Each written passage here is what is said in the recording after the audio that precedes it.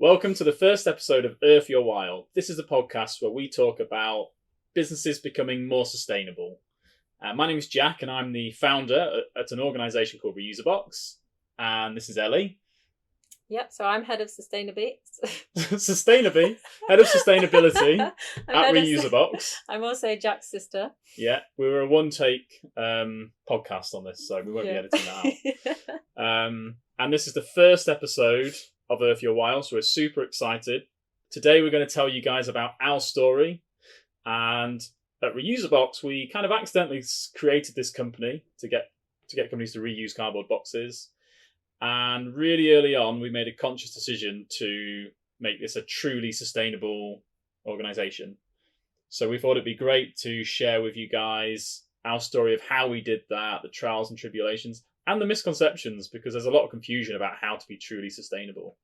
So yeah, should we get into it? Yeah.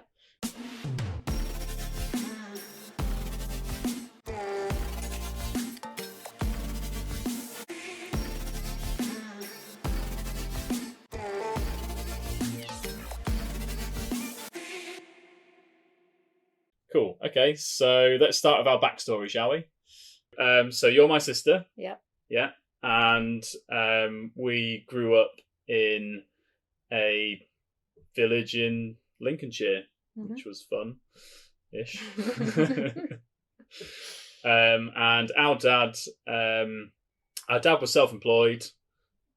He ran a small business, and our mum was a stay-at-home mum. And that was our kind of upbringing, really. I think we grew up in a quite a sort of lower middle class background. We went to quite good grammar schools. I think the big thing I remember from our childhood really was just our dad and him running his small business. He was kind of like a self-employed one-man band. He'd been a salesman in the packaging industry years before, and then he started selling used boxes in the 90s, and then he ended up getting some buy-to-lets in like 2000, early 2000s, which wasn't a great idea in retrospect. No. After the recession. But yeah, the thing I can just remember is him running these businesses and running around with all the pressure and the stress, and always kind of a struggle around money. I think that's the main thing I can remember. Sometimes we had more money, sometimes we had less money, but I can always remember this kind of anxiety or stress or pressure or I mean, we never really ran out of money, but no, but it was always like a very high stress environment, wasn't it? It wasn't, I don't think we had those role models growing up where your parents kind of went off to work and worked kind of 9 to 5. Which I suppose is less common now with more flexible working, but so in a way they were ahead of their time. But it was a lot more stressful, perhaps. It didn't seem very healthy to me. Yeah. Looking back at it at the time, you don't think that. You just kind of think this is just normal. I suppose running a small business is very stressful, isn't it? And there's lots of ups and downs of that. And I suppose when you have a young family, I guess there are a lot of struggles that we probably weren't aware of. Yeah. I think that's true. Well, I'm not really sure where this kind of like anxiety or struggle for money came from, because I found out in recent years, having built a business with a team of people, I found out it's all about collaboration, a group effort. It's not about having the world on your shoulders. And I've also found out there isn't really any shortage of money out there, so there should never be this anxiety around money. It's just, how do you add value to people? Because when you add enough value, you get paid for it. That's your reward. But I think I learned a lot of lessons from his bad examples in a way. I don't want it to sound a bit harsh, but that's kind of how I think of it. Maybe be more mindful about it, because I think he got all this anxiety around, we've got to get this much money in, so we've got to be very tight with money, and spending money is a bad thing, and you've got to try and push and screw the customers to get as much money out of them. And for me, I realised from his mistakes, it's probably the complete opposite, really. I mean, I suppose we're both very careful with money. I mean, I know I am. And I think that's definitely come from growing up in that kind of environment. But yeah, I think it's I think it's funny how your kind of childhood shapes a lot of people, and I think the funny thing is, we've got this incredible purpose-driven life and mission now with Reuseabox, and I think all of that came from him selling used boxes in the 1990s, and all of that really just came from he left his job as a salesman in a packaging company, and he wanted to sell packaging, and he couldn't afford, or he was too tight to manufacture packaging or to merchant it. So he ended up getting second-hand boxes for free from like someone on an industrial estate, a small business, and then reselling it to someone around the corner and making a couple £100 profit. And then he did that for 10 years, and it was just him basically for most of that time.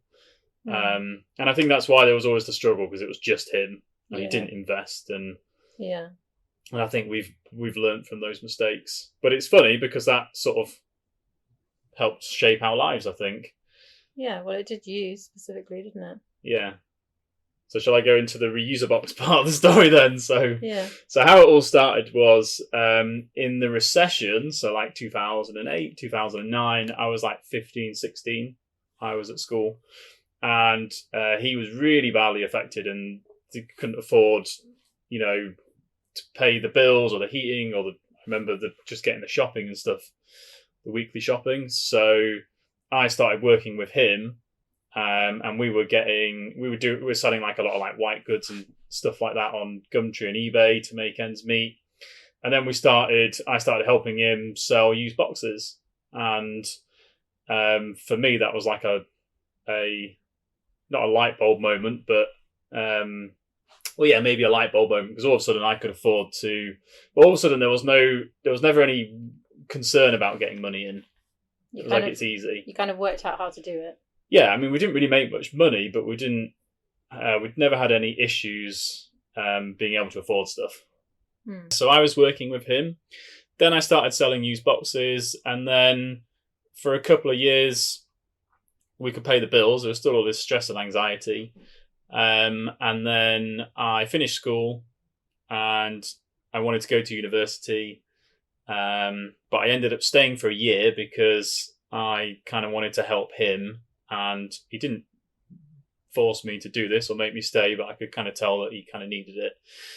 This is Dad, yeah? My dad, yeah. So that's what I did for a year. And then eventually I just went to university anyway. And that was amazing because, when you go to university, I think there's this weird thing. There's this great thing where you get to kind of reinvent yourself. And I think it's a great thing. Everybody should go through that throughout their lives, probably multiple times. So for me, I was quite lonely in my childhood, and it wasn't terrible, but oh really? Yeah, kind of felt like that, and a lot of hard work and stuff. And then when I went to university, it was just great fun. I just made some great friends. Yeah, and luckily, because I had learned how to make money before I went, I had more money than I needed, so that's pretty dangerous when you have that in a city and you have. But you didn't actually complete your degree, though, did you? No. I did one day. I did computer science because I was trying to mess around with e-com and websites for the business for selling boxes. So I was like, I'll do computer science, and then we'll have an amazing website. So I went there one day, and everyone just seemed like losers in the lecture. and I was just really deflated, and I got like a few calls and texts in my first lecture, and I think we made like £800 profit, and then I was just like, eh. So you were selling boxes whilst in your lecture? Yeah. So I would sell them, and then my dad was back home in Newark, so he would sort of arrange the logistics and stuff, and we had a van, so he might deliver them or whatever. That was kind of. And you thought that was more exciting than doing a degree? Yeah, well, I'd been out the night before and met some great friends and had a great time, and then had like a really boring 3 hours, and then during that 3 hours I made some money, and I was like, I can go spend this tonight and have fun. So that's what I did then for like 4 years. I dropped out of uni, but I stayed living there, made some great friends, and I would say that was probably for the business, that was like a really poor time for like progress and innovation. because I was just like partying basically. Yeah. Yeah. I um, suppose you were just kind of. You were so young, weren't you? You were just kind of I was like 19, 20. playing at it, really. Well, sometimes you can make like £3,000, and then I it's know. a very messy weekend. Yeah. But it was wonderful. But I think whilst the business didn't progress much, it was really just me doing selling in a one-man band. But I progressed a lot. I think I grew massively as a person, and just thanks to having friends and building that kind of network, I think it's really important. I suppose you'd grown up. Well, we both grew up in such a rural area that sometimes it helps to move to a city and just to meet new people and kind of. I completely reinvented myself, and it was so much fun. So that's my childhood. What was it like from your side of the equation? Because I was thinking it's interesting with this. It's a bit different to other podcasts because we've kind of had a shared experience for a lot of our lives, but then you can hear like different perspectives. Yeah. So, and of course, you weren't helping me early on with Dad. So no, well, I'm obviously I'm a few years older than you. 5 to be precise. Yeah. So I suppose when you were doing all this with Dad, I had already gone to uni. I mean, I didn't really know what I wanted to do either. I don't think a lot of people know what they want to do, apart from a few fortunate people. So I went off to Sheffield to do a degree in English literature. I met some great people as well. Yeah. And then I dropped out after it. I feel like this is a running theme within our family. Yeah, probably. So I didn't last very long. And this is separate to when I was in Sheffield. This was like a few years before. So our paths never crossed. No. Thank God.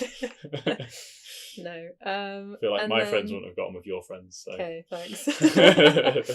But and then I came back home. I got a job for a bit. Didn't know what to do still, and I thought I kind of wanted to do something more vocational.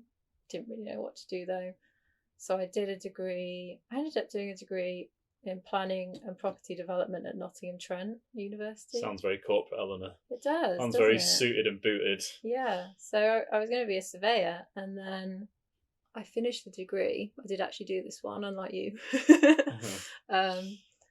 Then I got ill. I wasn't very well for a bit, so I got diagnosed with epilepsy. So this was when I was about 21, 22 maybe. And I wasn't really doing anything for a while. And because it took a while to kind of get it under control. Because I was just kind of having seizures basically. And I think just that kind of, it just made me think that I wanted to do something with a bit of purpose. Yeah. I kind of felt like I wanted to help people, but I didn't really have any qualifications that enabled me to do that. Yeah. And then I suddenly thought, oh, I could go and be a teacher because you can go and do a PGCE when you've got a degree. So did the epilepsy, did that go away then, or how did that?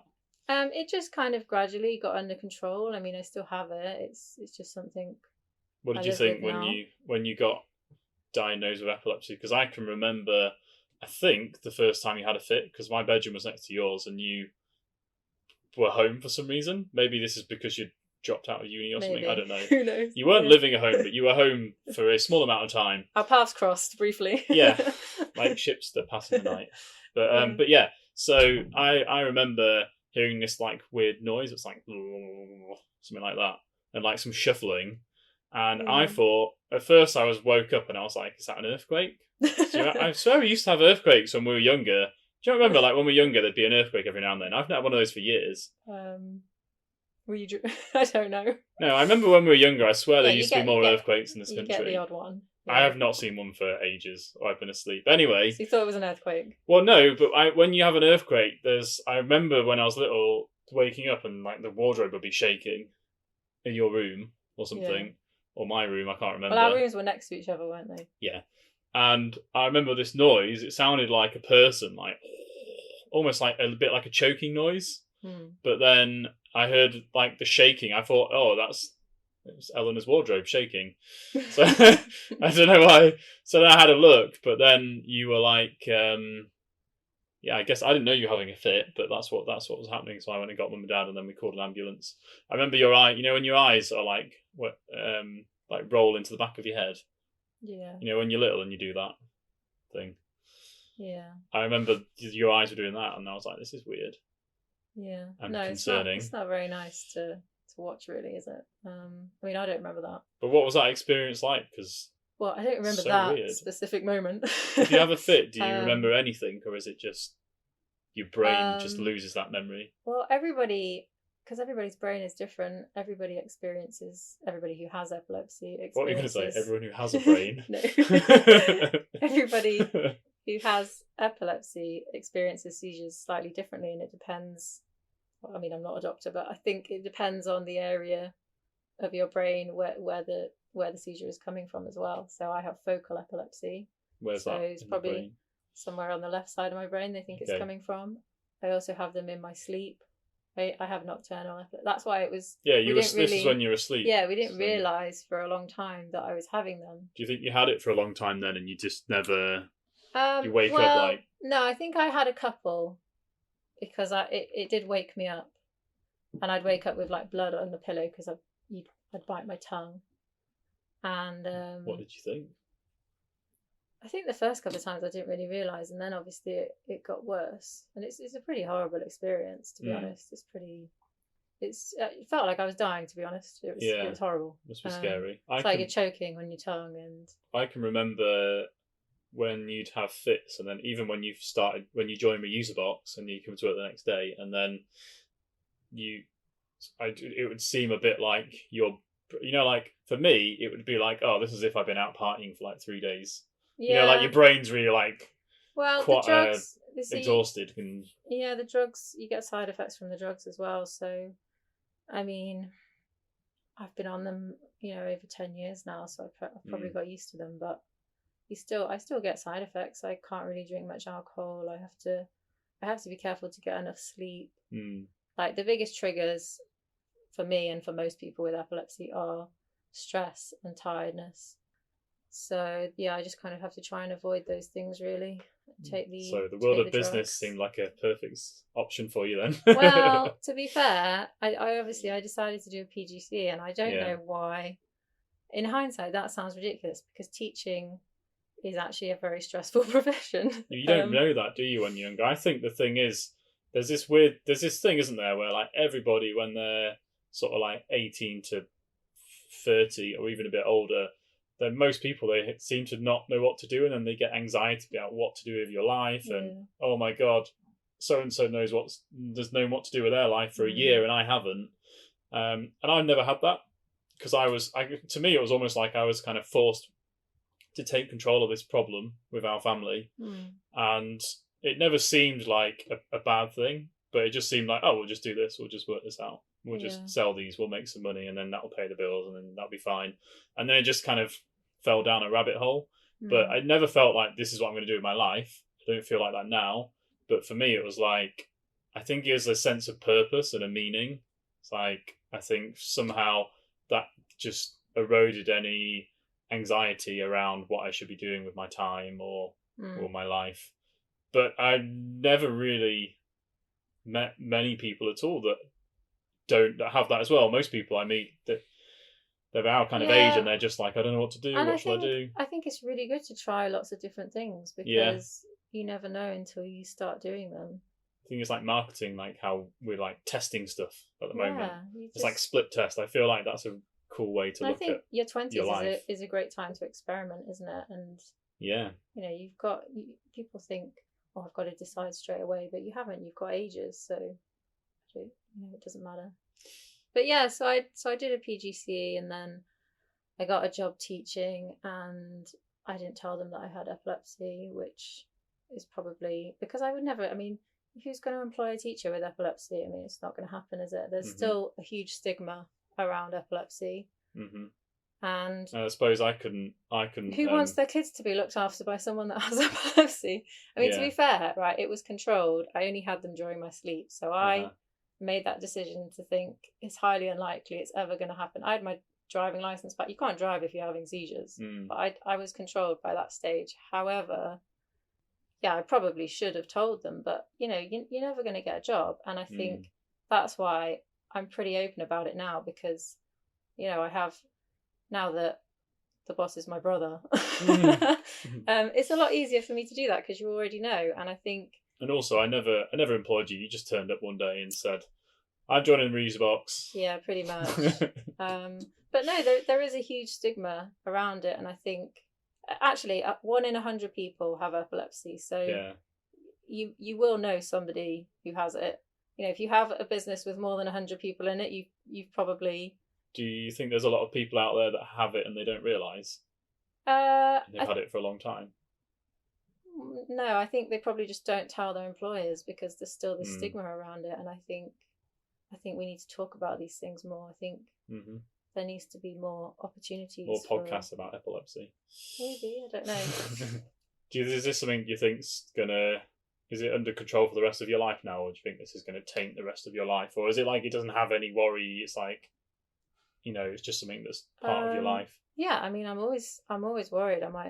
There's always going to be that worry. Like, when people say to me things like, "I'm scared of spiders" or something, I always kind of think, well, I'm really scared of having a seizure and dying. Well, at least you have epilepsy. No, it's not to like to it's not a competition of who has the bigger worry, but yeah, it is like it's always there in the background. It's always like that kind of monster lurking in the background, thinking, is it going to happen? Yeah. But generally, I think it's good. I've kind of worked out how to manage it with my lifestyle at the moment, so hopefully that's fine. And I think as an employer, you're pretty supportive. So well, I think some things, obviously, I started this company because I was helping my dad and my parents and my family, and then you came to the company because you wanted to, I guess, have a better quality of life. Yeah, even though the job was terrible when you joined and the company had no prospects. Yeah, well, basically, I did teach for about 3 years, did some supply work as well, but basically, I found out it just took up my whole life, and I think because I have to be careful not to get too tired, I just found it so exhausting. You've got your teaching in the day, and then you've got all your paperwork. It's quite stressful as well. Yeah. I was under so much stress because you have to get your kids to a certain level, and I couldn't do it. And I did have the occasional, it would get to like the holidays, and I'd have a seizure because I'd be exhausted.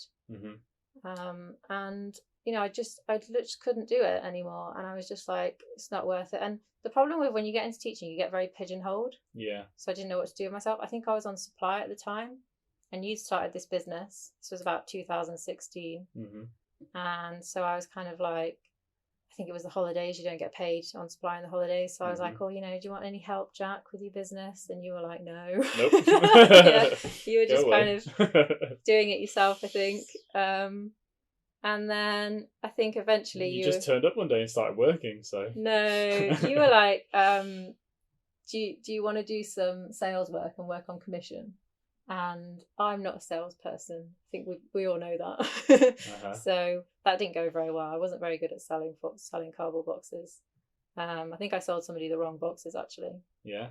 Yeah. So. Oh dear. So I just kind of did a bit of everything, really. I was doing your accounts. I was putting things on the website. We were, doing making a CRM system, weren't we? We were just doing all sorts of bit of marketing and social media. And yeah, I think the magical thing that I noticed, and you can only see when you look back, is quite interesting to do a podcast episode on this, but sometimes you can connect the dots when you look back, and I feel like the way I started in business, like helping my dad, and then the way that you joined, which was about having a less stressful life, kind of shaped the future of our company, because we had no idea how to build a company, but it gave us these concepts of how can we make a company more ethical. Yeah, and definitely. This company is about helping each other through problems. Yeah. And obviously, in retrospect, I didn't realise 10 years ago, whatever it was, 8 years ago, but in retrospect, you realise that's exactly what a great business is. It's a community. So I remember really early on, I lived maybe an hour away at the time. So I was like, if I'm going to come in every day, I need to be starting. I can't start before 9:30 because I'm going to get too tired. And you were like, yeah, that's fine. So it's just about making those adjustments, isn't it? And we were doing that. I think we completely unknowingly challenged the status quo. Well, I mean, maybe, I don't know. I think, well, you'd hope you'd make adjustments for people, that need it. But yeah, I suppose that, and also that was around the time. So obviously, when you started, it was all very much just about buying and selling cardboard boxes, wasn't it? Yeah, well, it was our mission at the time was pay the bills for the family, and then I went to Sheffield and developed as a person, and I left Sheffield, I could have stayed. I had a really great group of friends and stuff, but I was kind of like, I just had this feeling inside of me that I need to focus on building this business. And because we were storing the used boxes in a local shed on a farm to my mum and dad's house, which is how it all started, I had to move back there. So I moved back to my mum and dad's house and left all my friends. I was having a great time. I know. I still can't understand why you did that. I don't know why I did that, but I just had this feeling like, if we can do this, because I had a feeling I really liked the idea, the direction and the purpose the job gave me, and I liked my friends, and I had like a little community and stuff. But then they were like separate, and I guess I kind of felt like, well, I should be able to like merge them really. And of course, none of my friends wanted to sell used cardboard boxes for me. So I don't know why. So I had to build a new community. But yeah, I came back here and then just lived with my mum and dad, and I just worked like 20 hours a day. And then after about a year, you joined. Yeah. That's where your story intertwines. I had no intention of just helping you to buy and sell cardboard boxes, if I'm completely honest. Yeah. It didn't interest me whatsoever. Cardboard boxes are very boring products. Yeah, they will get you bored. But I think it was around the time, this was 2016, 2017, like David Attenborough had released his Blue Planet series, and people were just starting to kind of think a bit more about the environment. People were starting to think plastic single-use plastic is really bad, and it's damaging our oceans, and it was just starting to like take a bit of momentum. And to be honest, I didn't have a lot of knowledge about it. I didn't know much about it, but I think, I wanted something with a purpose, and I started to look into it, and I started to think, this is interesting. And when I looked at what you were doing, you were buying a used box and you were reselling it, and I thought, this is actually like a reuse model. This is really great for the environment, because you're not having to recycle that box, you're keeping it in use for longer. And so I suppose, and that's that kind of flash of insight that you had that shaped our destiny, really. I think the word you said earlier was purpose, and I think that's the thing. I think, well, for me it was like, let's shout about how great this is for the environment. This isn't just a cheap box to pack your products in. This is like a way you can actually, a really easy, simple way that you can help the environment. And it's like, and then we thought, well, let's find out how much better, I think it was your idea, let's find out how much better it is to reuse a box rather than recycle a box or buy a new box. So we had this carbon footprint tool made. Yeah. We worked with some environmental consultants and an academic at Lincoln University. Yeah. And we were like, and even I was shocked, like when we got the stats back, this is how much better it is to reuse. You save, like, when you reuse a ton of cardboard, you save 5 trees, half a ton of carbon. Yeah. Loads, like 21,000 litres of water, because there's so much water needed in the process. I can remember the people that did it with us, they were amazed at the stats. Yeah, and it's just like, it's such a simple idea, and yet it's quite an old-fashioned thing, really, just reusing things. Yeah, it's very traditional, isn't it? I think that was amazing, because I accidentally set up a business basically with my dad basically, and then I just took it and ran with it on my own. Then you joined, but then you worked out what we'd actually done was we'd actually created an environmental committee that could have a real positive impact, and it just, I don't know, it just kind of shaped our entire lives, I think. Yeah, and it worked. We suddenly realised with where you were buying the boxes from suppliers, to them, this is better than recycling your boxes, and this opened up a whole new avenue as well. And it grew from there. And I think at a really early stage as well, I think I said to you, I think we should start planting trees. I think we could plant a tree for every order that we place, and this was early on, and you were like, no, don't do it. You're like, we can't afford that. Basically, every conversation we have is, you're like, oh, we should do this. And I'm like, no. And then I come into work and then you've done it anyway. No, it didn't happen for a while, to be fair. But Yeah. eventually we did start planting trees, and I think... You're like chief rebel officer at the Reuseabox. Yeah, maybe that can be my name. But, I just thought, at the same time, we are promoting the use of cardboard packaging. Yeah. We've lost... I can't remember the stat now, but so many trees get cut down every year. I actually quote this sometimes to people, so some people might want to fact check this, but what I've heard is the Earth has lost half of its trees, half of its forests. So I think, although planting trees isn't the answer, it's still really important that we start doing that, and that's... Yeah, I mean, we're not going to save the world with getting companies to reuse boxes, but the solution is a sum of lots of parts, and circular economy, reuse, businesses working together and collaborating. Yeah, it's a big part of it. And I mean, I was reading the other day, and again, I'm not fact check this, but I was reading that the paper-based packaging industry, which is mainly cardboard boxes, last year was responsible for, I think, around about 3 billion trees being cut down. Because even like you always say, like even recycled cardboard boxes, they have to contain a proportion of virgin material.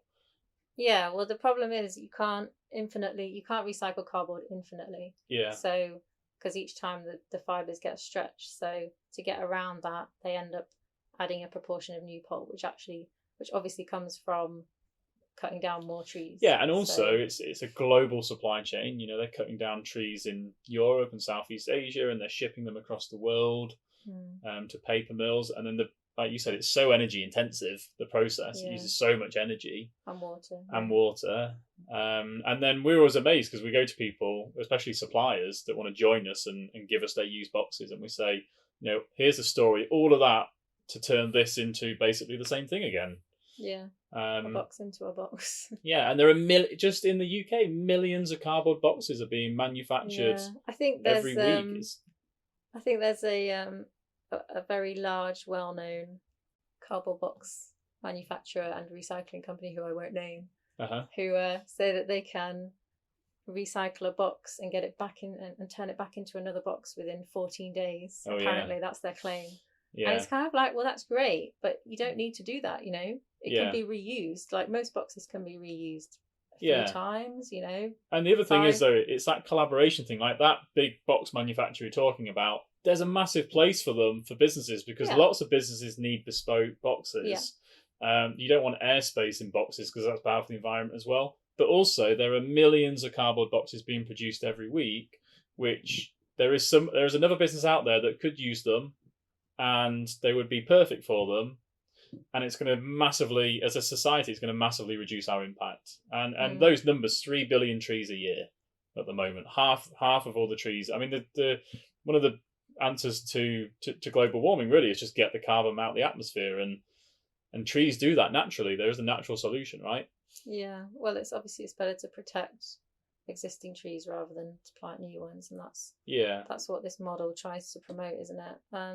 Yeah, and I think obviously we continued to grow, didn't we? Just going back to what happened. We digressed. So the story. So you came and you turned us into an environmental company. We got this amazing sense of purpose, and then the last sort of 4 or 5 years, it's really been that mission. And a lot of people listening and watching are probably going to be people that have built businesses, so they're going to understand that kind of mission that you're on around finding talented people, around looking after them, around giving them direction, investing in them, investing in a business. Because we've grown from, literally just getting a handful of used boxes for free and trying to sell them as like house moving packs on eBay to, what was it this year? Is it 1.8 million boxes we've reused so far just in the last 6 months? No, not quite. Okay. I think last year we diverted about 1.6 million boxes to reuse, but I think this year we're on about 900,000 so far. Obviously, we're only part way through the year. And we nearly turned over nearly £3 million last year. And we're a tiny, tiny, tiny company in the industry, but clearly that kind of growth and that kind of demand shows there's a place for this. Businesses will collaborate and work together. And the wonderful thing is, when we are reusing a box, when we remove the manufacturing process, we're also removing a large part of the cost.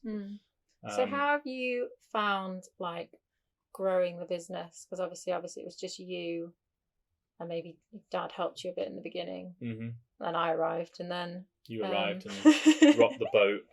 Yeah, but still, you are, you're like the CEO. So how have you found kind of becoming a leader and growing the business? Because it's not been easy, has it? No. Well, the thing is, you have to learn by doing, by getting over and through the problems. And again, there's probably lots of people listening that are growing businesses, and they would agree it's quite a lonely kind of place sometimes, where you're kind of locked in your own head and sort of going over the problems and how you can fix them, and there doesn't seem any way out, and then you get over them, and then there's a whole world of new problems. But the thing that I think has been that's really helped it and make it me more mindful, make it more of an academic exercise, is that we made that conscious decision to have a purpose-driven company really early on. And for me, I think when it's not about profit obviously is our most important objective, because if we don't make profit, then the company's dead and everyone's out of a job. But you have to make profit. But when you have a purpose, and this is about something bigger than profit, bigger than yourself, it really lets you connect with people. It's I think a lot of business these days, it's very dehumanizing, or it has been. A lot of these big corporates that really run society, and they're dictated by shareholders and profit, and I think we took a completely different route, thanks to you. Well, yeah, I wouldn't be here unintentionally, but it happened. If we weren't like that. And I think it's helped to attract employees to the company who are interested in that as well and want to share in that. Well, that's purpose. the thing. You attract really great people, and when you have people and they're thinking about something else, something bigger than themselves, there's this crazy kind of electricity to the day and to attacking things. This massive sense of energy and positivity, and that's what makes it easy to get over the problems, because we're building a community around it, and it's really inspiring as well as a leader. And you realize you want to get better at a leader. You want to understand how to influence and motivate and help people, help them grow. I think it's quite a spiritual thing in some ways, building a company. It's very exciting, isn't it? Yeah, it is exciting. Exciting and full of headaches. But it's cool. And now that's going to step on, because now we've got opportunities to work with really great brands and organizations, and it's just as simple as telling them our story and telling them our purpose, and people are like, oh my god, why don't more people do this? What's it been like? Again, the interesting thing for me is hearing your perspective, because you've got a shared experience we have, but you're on a different side of it. So what's it been like for you what's it been now, 5-6 years? Yeah, I think it's been really interesting seeing this kind of shift in companies, which, when I joined, it was just beginning to happen, or definitely, or perhaps we just weren't working with the right companies, I don't know, or we were too small, or I don't really know what the reason was, but I've definitely seen a shift in the last few years to people, especially the last 18 months. Yeah, to businesses wanting to be more environmentally conscious and more kind of purpose driven. And I think it's really exciting, because I got to that stage where I was like, you know what, I don't want to work for a corporate. I don't want to just be making money. It doesn't going to work to make money doesn't actually get me out of bed in the morning. I mean, obviously everybody needs money. I need money.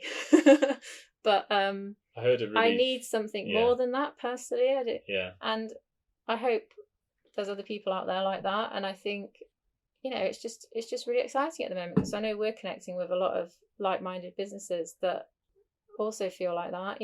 They've got their own purpose, and it's just been really exciting to see that grow, I suppose. The thing that's amazing in the last 18 months is when we're speaking to, like you said, other like-minded people, and there's this sense of community around companies reducing their impact. And a lot of companies out there aren't thinking like this. But it seems to be every day more and more are. And the thing is, like, if you're not doing it now, you will have to be thinking this way soon. Yeah. And I suppose it's a change in society, isn't it? One of the challenges is working out how you're going to do that in your company, because for us, we've got quite a kind of impact business model where what we do is good for the environment. Yeah. But not every business has that, and that's okay. But it's working out how you can still, make your business sustainable and do the right things by people and planet, really. Well, unfortunately, there's so much confusion. Communication. There's so much confusion, and there's such little legislation, and people they just don't know. I mean, the amount of people we speak to on a daily basis, and they go, well, we're doing our bit for the environment. We're recycling our boxes. Recycling is, recycling has an impact, and there is better ways. But I think the biggest challenge for people at the moment is just understanding, getting some clarity on what's good, what's bad, what could we do. And that's why they should listen to this podcast, because we're going to give them advice. We've got some great guests coming on this season. Yeah, absolutely. That's all we've got time for today. So I've had a really great time telling people our story, Eleanor. Anybody that's listening and watching, please keep following us for the rest of this series. We've got some amazing guests lined up. We've got like another 15 episodes, and we've got some really great stories of people that have built sustainable companies, or people that can help transform your company to being more sustainable. Thanks for listening to Earth Your While, the podcast that uncovers the truth about how to make your business better for the planet. We hope today's been Earth Your While. Earlier this year, we joined a group of inspirational business leaders who pledged to plant 1 million trees over the next 10 years. If you'd like to help us reach our goal, or you'd like to find out some more information, head over to reuseabox.co.uk/earthyourwhile.